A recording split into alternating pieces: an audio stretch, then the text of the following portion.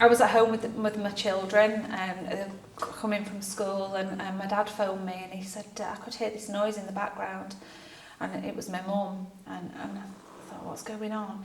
And he said, Beverley, are you sitting down? And I said, yeah, Dad, what's the matter? What's the matter? And he said, I've got some very bad news for you. So I said, what's the matter, Dad?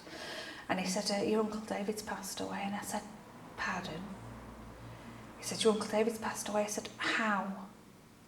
And he said, he's had a heart attack, and they couldn't resuscitate him. So I said, oh, right, I'm coming. Just give me 10 minutes. Just give me 10 minutes. And of course, I went into shock for a little while. But, you know, I was given, the task kind of fell into my hands to arrange his funeral here in the... Oh, God, sorry. The task came... no. The task actually fell into my hands to arrange his funeral in the UK, which I'm very proud of.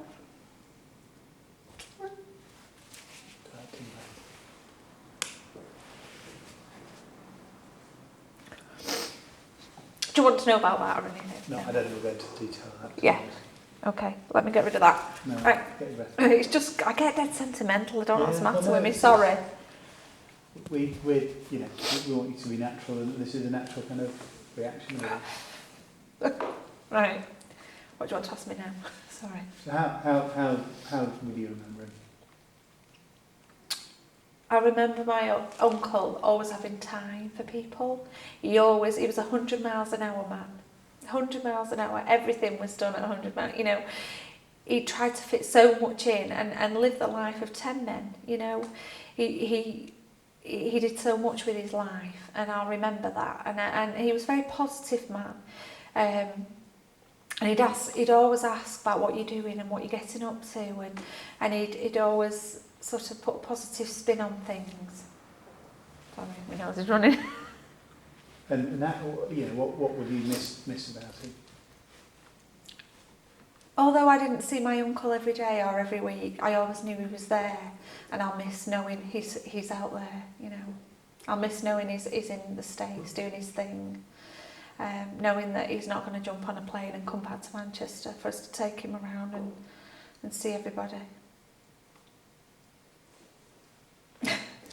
I mean, I think we've covered the main stuff from my point of view. Is there anything that you've not mentioned that you wanted to mention?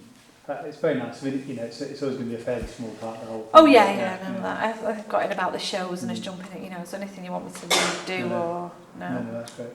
If you're happy, I'm happy. Yeah. I'll just tell you about the last tour. Yeah. My uncle was over in May 2011. Sorry, my uncle was over in May 2011, and we had a great tour. It was the 45th anniversary tour. And he was really in good form. You know, he was really in a happy place. He was really enjoying himself over on the stage with the guys again. And so the last tour he did was and the reviews they got were fantastic. The papers, you know, sometimes they don't always give great reviews. They got standing ovations at the Albert Hall, and many venues that they visited. That was on Loose Women, wasn't he? On that? Tell me about that. That was quite a nice kind of little. They did a great. Let me think about this. They did a great interview on Loose Women, and they'd got the Monkey-mobile there, and they'd got Sherry Hewson in the back with the guys, and they drove sort of into the studio, and then they came out, and a very positive interview, and it was real good fun, and they had them in the studio, you know, and yeah, it was great. I don't know what else to say about was it nice seeing them together? I don't know, whatever you did. I don't know. I'd rather have seen them by then, but yeah. Yeah, it was great to see the guys back together again, you know, having fun and actually enjoying it. You know, they were enjoying being in each other's company. That's lovely, yeah. Okay. I think that's probably the main points. Anything else? No? No, I've said about my earliest memories, haven't I? I've said about being on the road, going to seeing him all the time. The Mickey Mouse thing, yeah. I actually went and lived with my uncle for 6 months when I left college. I went down there and stayed in Old Bedhampton, and Annabelle was 2 years old, and I helped to look after her and you know, just helped around, and that was a fun time, you know, just being around him. while he was out working and doing bits and pieces. And we were going to go off to America this particular time, but it wasn't to be, because being accident prone as he was, he'd fell off a horse and broke his shoulder, so we didn't end up going. But you know, it was a nice time to be down there and have some time there after. But tell me once more about coming back to Manchester and how he likes to do that. Oh,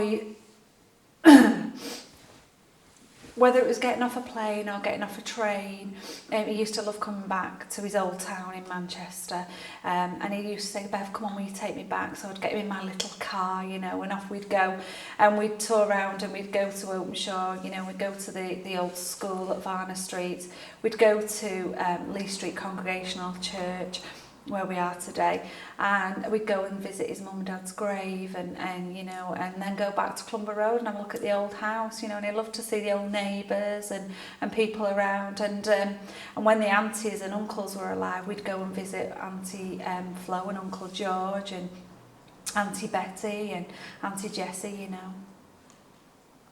That's lovely. Is that Thank you very okay? much. That's super. That's Do great. get me something that we... You alright, Nick?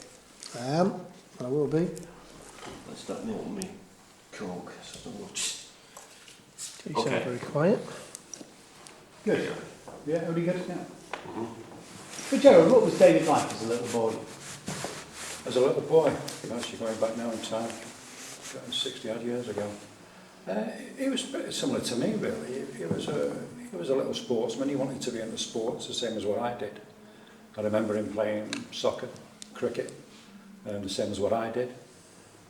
And of course at that time he didn't have any horse blood in him at that time. That wasn't on the horizon or on the scene at all.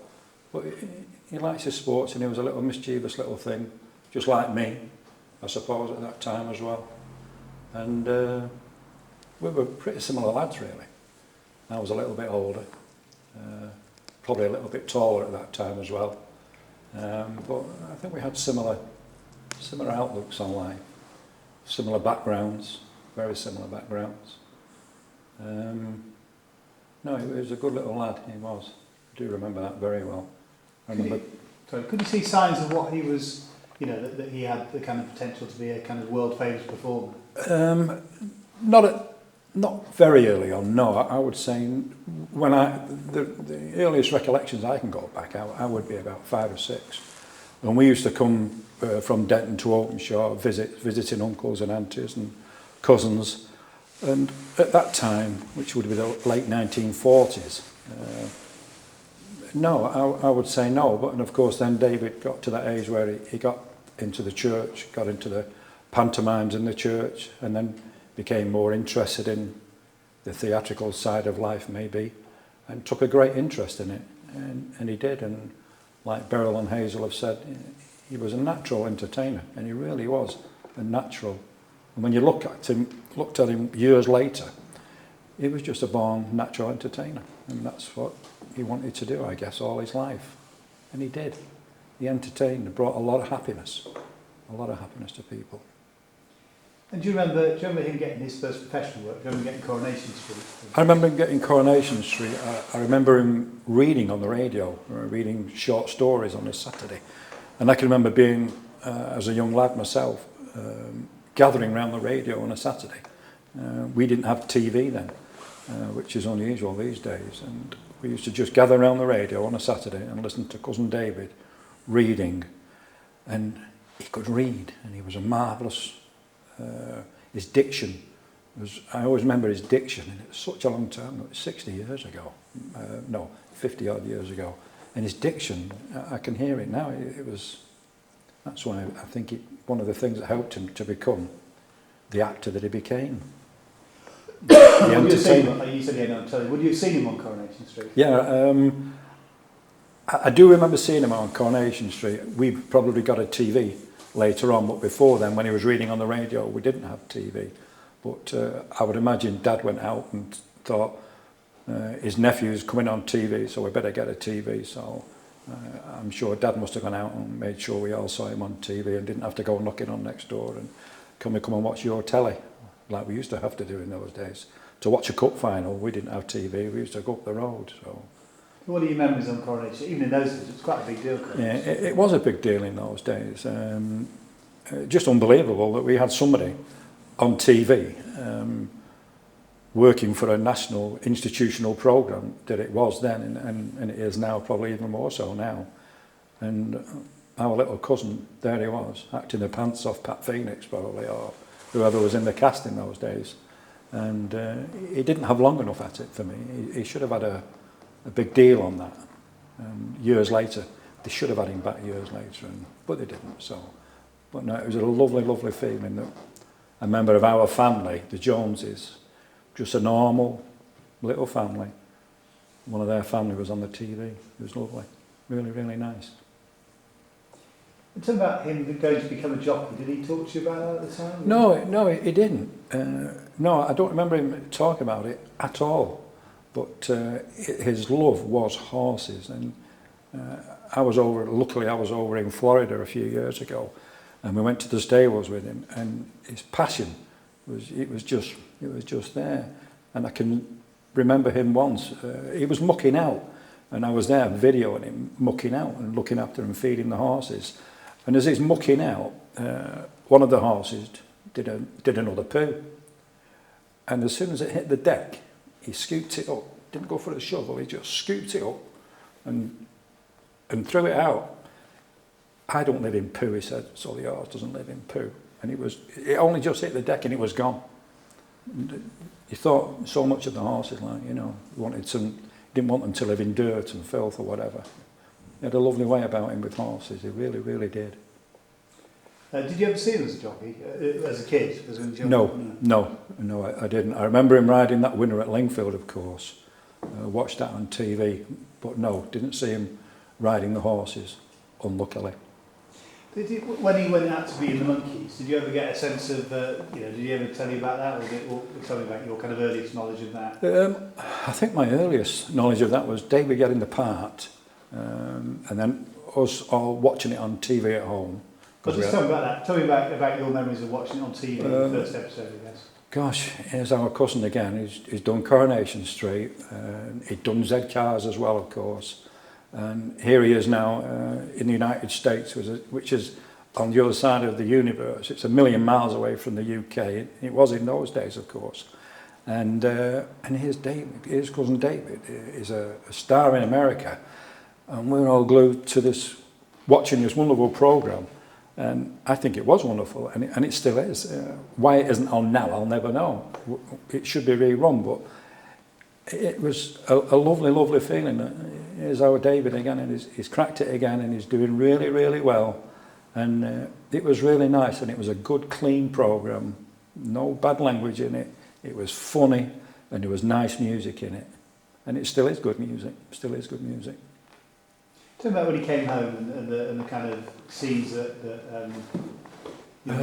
yeah, I remember going to the house one day at Clumber Road, and he'd just arrived from the States, and I think it was 1966. I think it was 66. And I went round one day, and at that time I was self-employed and I had a van, a little red Ford van, I can see it now. And I went to the house, took my dad went with me, and I would imagine my mum went as well, just to see David and David's dad and Beryl and Alan. And I can remember reversing the van up the drive and the police having to make a way so I could get the van up the drive, because I was going to put suitcases in the van and whisk him off to the airport. And then he would get in his car and follow me to the airport. And we did that. We managed to get it up the drive, load suitcases in, and while we're doing this, the garden wall, I can see the garden wall getting pushed over now. There was that many girls there. The street was absolutely packed out with young girls, and the garden wall went over, and then eventually we managed to get out down the drive, Manchester Airport, and David followed us in a limo or whatever. But amazing scenes. So, you know, this is a new experience for a family that's not used to that kind of thing, and it was amazing. It really, really was. It was scary, really. It was dangerous, because somebody could have got hurt with that wall, and I don't remember anybody getting hurt, but it was a dangerous situation. But there was a lot of police there, so. Were you there the day when he dressed up in the ladies' clothes and came in like that? That was the same day, yeah. Was it? That, Tell me about that. that was the same. Did you see him? I didn't know. That must have already happened. That must have been and done. And I must have arrived a bit later on after that. And I don't remember him. So can you explain about him buying the house for his dad? Yeah, well, he wanted his dad to live in a much better, healthier environment from where he did live, which was very generous of him at that time. And so he brought him out of Openshaw, put him into the Denton Reddish border in this lovely detached house on Clumber Road. And it was beautiful. It was so nice for his dad. His dad didn't have good health at that time. And it was really, really nice of him. It really was. And everybody was over the moon that Dad had this lovely place from this little 2 up and 2 down in Openshaw, and finish his days in this lovely little house, little detached house in Denton. It was really nice. It was good. Yeah. Because he was exceptionally generous character, wasn't he, David? Unbelievable. Tell me about that. Yeah. One instance I can tell you. I'll just tell you one. My brother, I had a brother I still have a brother that emigrated in 1968, and he went off to Canada, and my mum and dad were going to go and see him. I think it was the year after, 69 maybe. No, it might have been the same year, I can't remember. And my dad took ill, couldn't fly. And so David got in touch with me and said, listen, I know your dad wanted to go and see your kid, and he can't fly. He said, but could he make a cruise? So I would say, yeah, he could cruise to Montreal, because those days you could cruise from Liverpool, Montreal, then get the train wherever. Well, I'd like to pay for your dad then to go to Canada on a cruise ship on the, I think it was Empress of Canada. They were going to go on it. So we booked it. And they were going to go on that, my mum and dad. And shortly after that, he had another heart attack, my dad. So that kiboshed it. And so he couldn't do anything, like he wasn't fit enough to do anything. So I got back in touch with David. And David said, oh, God. He said, well, give the money to your kid then. The money that I've given you to pay for your mum and dad, he said, give it to your kid to let them come over to see my mum and dad. So that's what he did. He gave the money to my brother instead, and they came from Canada to the UK instead of the other way. So that was just one of his generous. Go back to what happened to him after Monkees had split up. Did he talk to you about winning that race and what that meant to him? No, we didn't really discuss it. But I know it did mean a lot to him, because he always wanted to ride up until we used to talk about the Gold Cup. We have talked about the Gold Cup. And the Cheltenham Gold Cup, he always wanted to ride that. And up until the last few years, that was his big ambition, to ride the Gold Cup. Unfortunately, he never made it.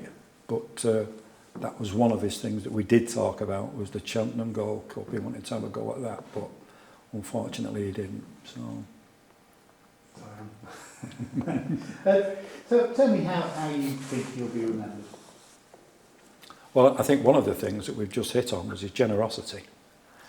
And something that he did for me. I do believe that he made me a better person. I do believe that.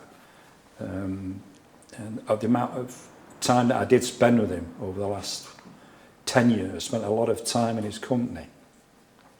We used to talk very regularly on the phone. If there wasn't a soccer game on over there and he wanted to know a score, he would call. And or I would call him to give him the score, or if anything was going on in the family, we would call each other. We did spend a lot of time on the phone, and I do miss those phone calls. Do miss those. Lovely memories. Yeah. Anything else in particular that you wanted to talk about him? He was just a level-headed guy, feet on the ground, Manchester lad, never forgot his roots, always remembered his family. Always remembered his family. He was very close to everybody in the family. Very, very close. Yeah. He would always have the time of day for you. Always have the time of day. And we'll just never forget him. He left quite a legacy, quite a big legacy. Yeah, not quite a legacy. He did leave a legacy. Yeah, he did. And we miss the guy. Good. That's very nice. Okay. Thanks very much. Okay, doke. Lovely. Thank Yep. you.